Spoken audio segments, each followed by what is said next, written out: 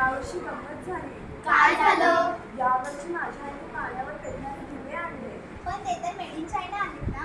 अरे हे तर चुकीचं आहे. याने आपण आपले पैसे बाहेर देशात पाठवतो.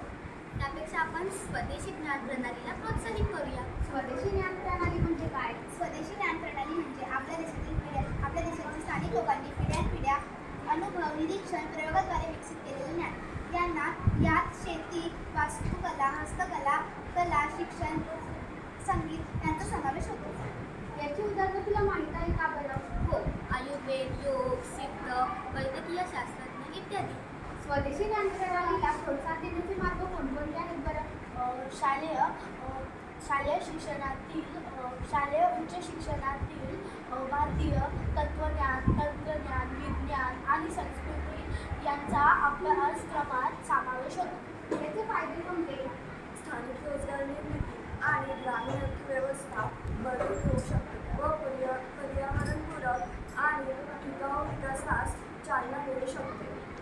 चला आपण स्वदेशी ज्ञान प्रणालीला प्रोत्साहित करूया.